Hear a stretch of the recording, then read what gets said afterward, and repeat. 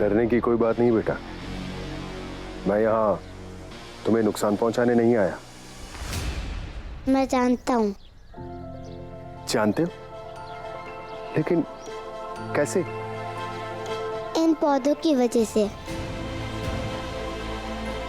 जब आप चल के आ रहे थे तब आपने एक भी पौधे को नुकसान नहीं पहुंचाया।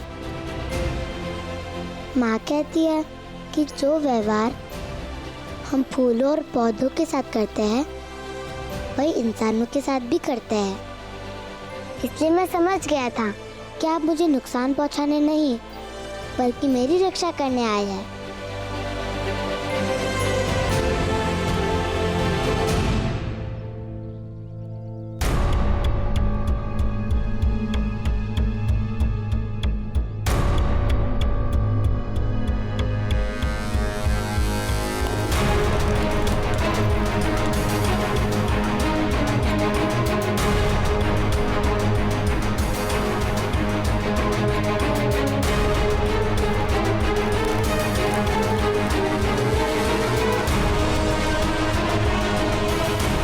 मुझे सेनापति सेंचुरियन को तुरंत सूचित करना होगा।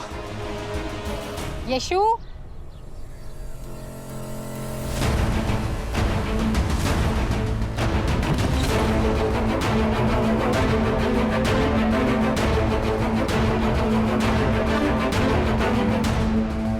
कौन थे वो? पता नहीं माँ, लेकिन सच्चे आदमी थे। हो गया सब कुछ? तो फिर चलो।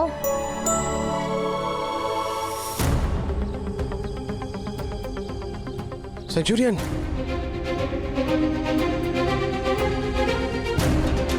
तुम यहाँ क्या कर रहे हो? शुक्र है आप यहाँ मिल गए। वो सैनिक रेहान जिसको हमने राजधानी भेजा था उसने संदेश भेजा है।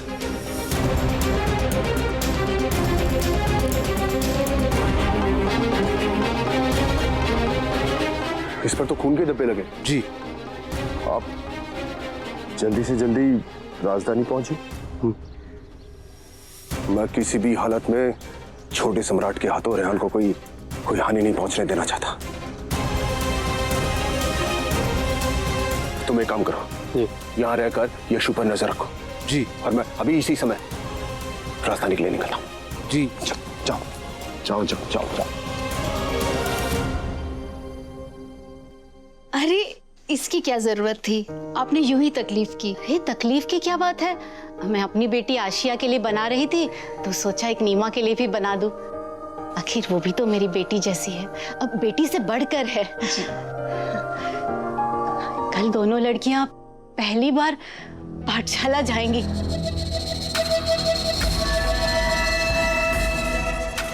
अच्छा अब मैं चलती हूँ।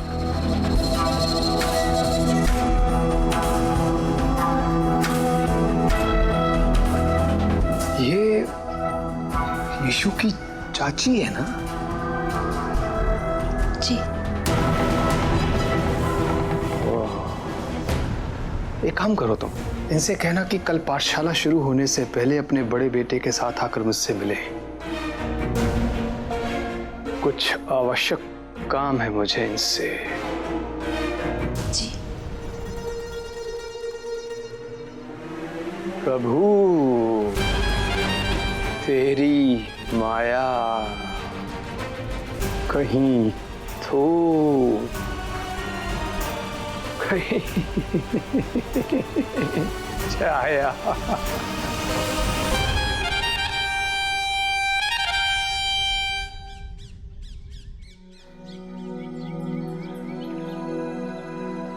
अब चले माँ, आज पाठशाला का पहला दिन है। मैं पाठशाला देर से नहीं पहुंचना चाहता। पाठशाला शुरू होने में अभी काफी समय है, तुम्हें देर नहीं होगी। ठीक है।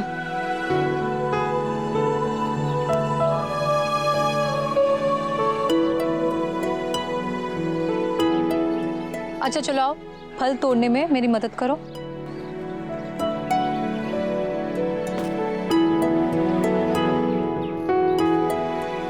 आ जाओ। रुको। ये वाले तोड़ो।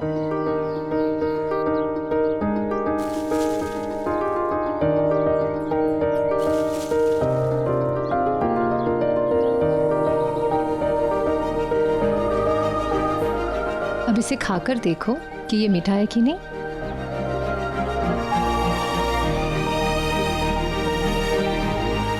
मीठा है माँ। लेकिन माँ, आपने मुझे ये वाला फल क्यों नहीं तोड़ने दिया?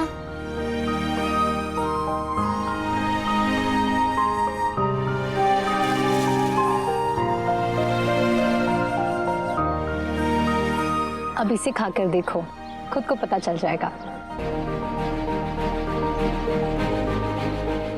लेकिन माँ, आपको देखकर ही कैसे पता चल गया कि कौन सा फल मीठा है और कौन सा खट्टा? क्योंकि बचपन में मेरे माता पिता ने हमें चीजों को देखकर परखना सिखाया था। देखो, पके हुए फलों का रंग, इसकी खुशबू खट्टे फलों से कितनी अलग है ना। बस चीजों को परखने की हमारे पास पेनी नजर होनी चाहिए। पता है बेटा, हमारे आसपास की दुनिया संसार की सबसे बड़ी पाठशाला है। यहाँ सारे सवाल भी है और सारे सवालों के जवाब भी। क्या इसका मतलब ये हुआ कि सीखने के लिए पाठशाला जाना जरूरी नहीं है? नहीं बेटा, पाठशाला जाना भी उतना ही जरूरी है, क्योंकि वहाँ हमें सही और गलत को परखने की नजर मिलती है। खूब सीखो, खूब पढ़ो, खूब ज्ञान अर्जित करो, बस उसे व्यवहार में कैसे डालना है इसका फैसला सोच समझ कर करना चाहिए। अब पाठशाला के पहले दिन की तैयारी करने चले? चलो।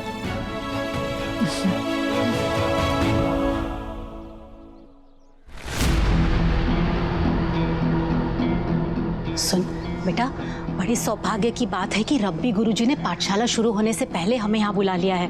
देख, जैसे ही वो दिखे ना, तुरंत सर झुकाकर प्रणाम करना, ठीक है? हाँ माँ, मुझे पता है। एक ही बात कितनी बार समझाओगी आप? चुप कर, उल्टा सीधा बोलता रहता है। उनके सामने कुछ उल्टा सीधा मत बोल देना, समझा? चल अब चुपचाप। प्रणाम गुरुजी।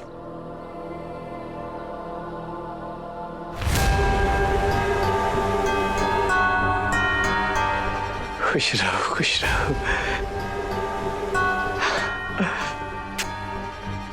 बहुत क्षमता दिखाई दे रही है तुम्हारे पुत्र में। प्रभु,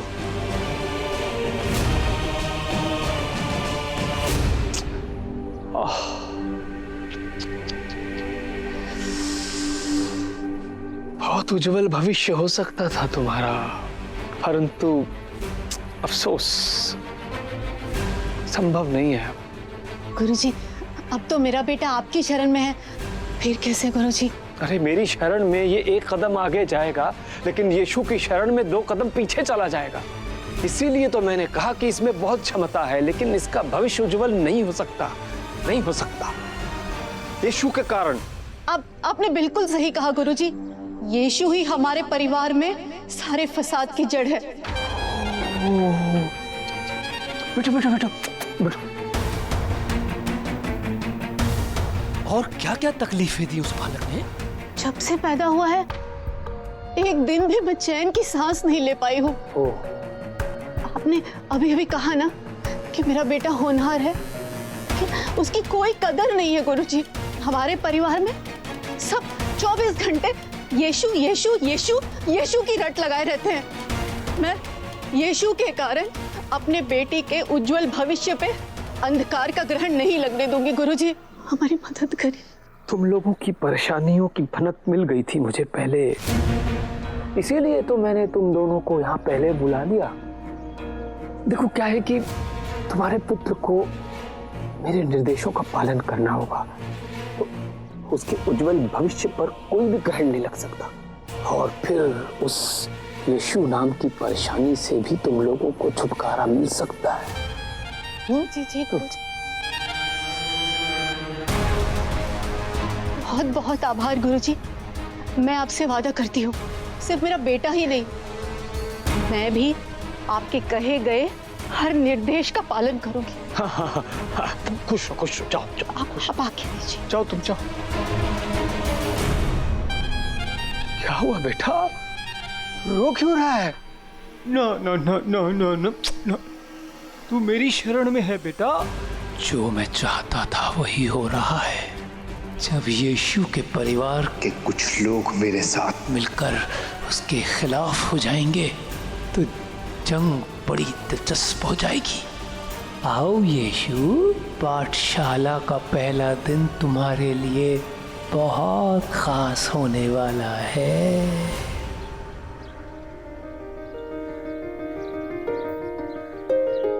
पाठशाला का पहला दिन बस जल्दी से शुरू हो जाए।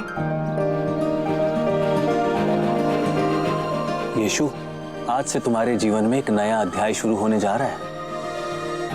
आज के बाद भी तुम्हारे जीवन में कड़ी चुनौतियां आएंगी, लेकिन एक बात याद रखना, तुम्हारी माँ, पिता और परमपिता परमेश्वर का आशीर्वाद तुम पे हमेशा बना रहेगा। ईश्वर करे तुम्हारी पाठशाला का तुम्हारा पहला दिन बहुत यादगार हो।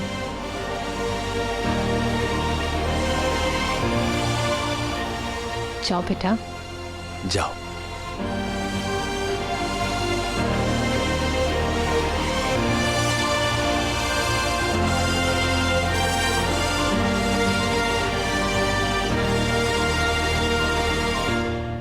यीशु, जल्दी से अंदर चलो। मैंने जो भी अभी देखा उसे देखकर तुम भी दंग रह जाओगे। चलो चलो चलो। वो देखो, एक नया चमत्कार। ये तो बड़े भैया है। किस चमत्कार की बात कर रहे हो तुम? बड़े भैया जो कर रहे हैं वही तो चमत्कार की बात है यीशु भैया। आज से पहले आपने उन्हें कोई काम करते हुए देखा है क्या? हाँ, आज बड़े भैया ने मुझसे भी मदद नहीं ली। ये तो सच में अजूबा ही है। कुछ तो गड़बड़ है यीशु।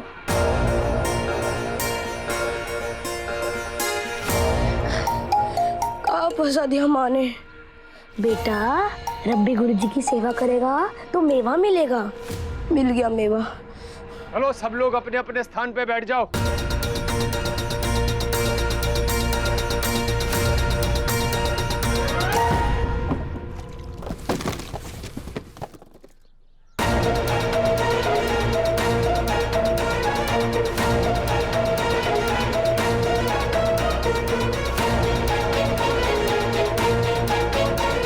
अब रब्बी गुरुजी छोड़ेंगे नहीं मुझे।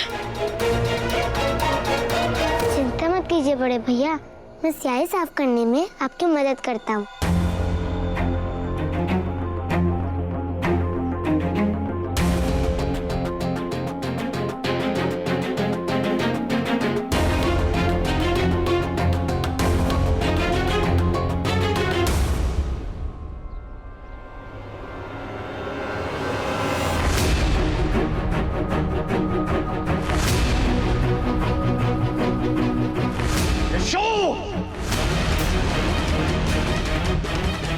कैसे हुआ ये? अगर मैंने बता दिया कि गलती बड़े भैया की है तो उनको गुरुजी और चाची दोनों से डांट पड़ जाएगी। इधर देखो, मुझे जवाब दो, कैसे हुआ ये सब? बोलो। मुझे माफ कर दीजिए गुरुजी, गलती हो गई। बताते क्यों नहीं कि गलती आपकी है? आपकी वजह से यीशु भैया को डांट पड़ रही है। अरे मैंने तो नहीं कहा था ना यीशु को जाकर स्याही साफ करे।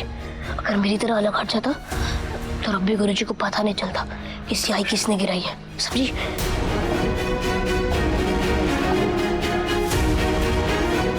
पिताजी, यीशु की कोई गलती नहीं है।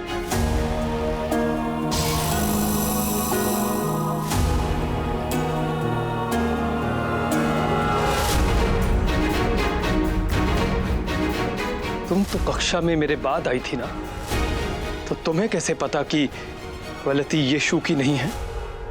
वो पिताजी मैंने कक्षा में मैं पिताजी नहीं गुरुजी हूं। अगर मैंने कक्षा में लड़कियों को आने की अनुमति दी है तो इसका यह मतलब नहीं है कि तुम मुझसे बहस कर सकती हो। पाठशाला में मेरे नियमों का पालन करना होगा, नहीं तो घर चली जाओ।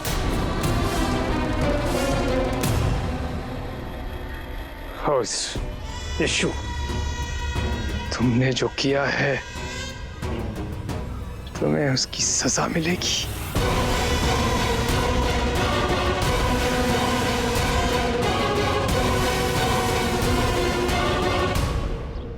जाओ, इस पत्र को उठाओ, उठाओ इस पत्र को।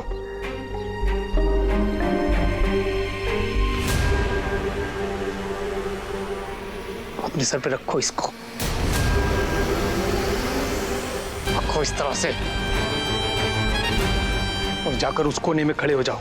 और यदि ये पत्र तुम्हारे सिर से गिर गया ना तो बीच चौराहे में ले जाकर खड़ा कर दूंगा, ताकि सारे गांव वाले देख सकें कि तुम पाठशाला में क्या कर रहे हो। चलो चलो।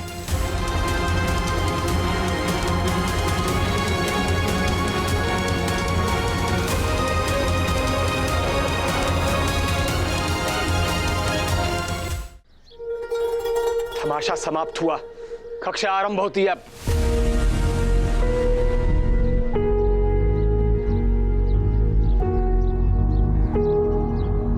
यीशु भी ना हमेशा दूसरों की गलतियों की सजा खुद भुगतने को तैयार रहता है। वो कोई और नहीं, मेरे यीशु भैया है याकूब, और देखना वो सब ठीक कर देंगे। अब किसी ने कोई शरारत की ना तो इस छड़ी से पिटाई होगी।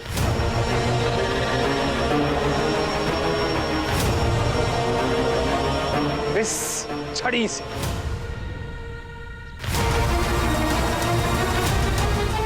निकालो अपनी अपनी पुस्तकें।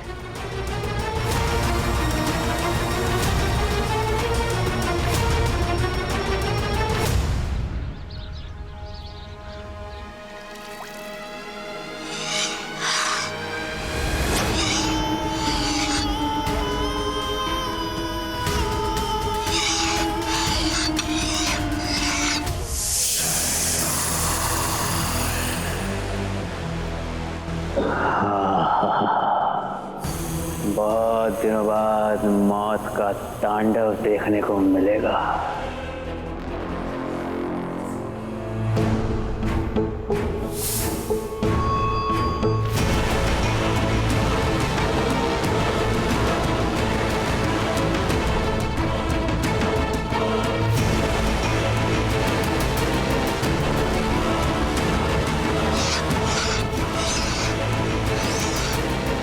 केवल हाथ तुम्हारा होगा, लेकिन मारूंगा मैं इनको। इसलिए कोई संकोच मत करो, क्योंकि ये सारे के सारे बच्चे मरने के लायक ही हैं। ये सारे के सारे बच्चे मरने के लायक ही है।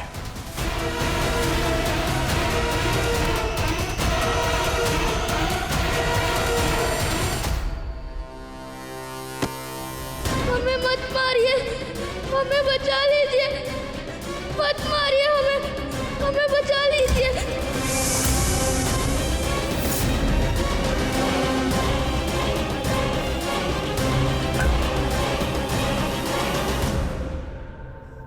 खून की नदियां बहेंगी।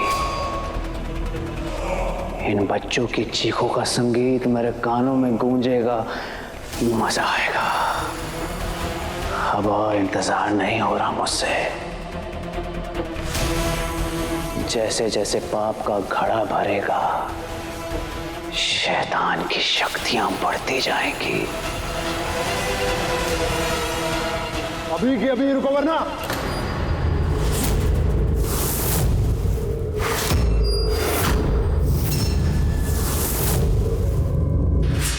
हमारे ज्ञानियों ने लिखा है कि किसी भी समस्या को खत्म करने के लिए उसमें पूरी तरह से घुस जाना अति आवश्यक है। तभी हम किसी समस्या का हल ढूंढ पाएंगे और उसकी जड़ तक पहुंच पाएंगे। समझ में आ रहा है? जी गुरुजी। किसी को कुछ पूछना है क्या? मैं कुछ कहना चाहता हूँ गुरुजी। सजा पाने के बाद भी? हाँ ठीक है ठीक है। बोलो बोलो, क्या पूछना है, बोलो। मुझे लगता है समस्या के अंदर घुसने की बजाय थोड़ी दूर से उसका निरीक्षण किया जाए तो आसानी से उसके कारण और समाधान तक पहुंचा जा सकता है।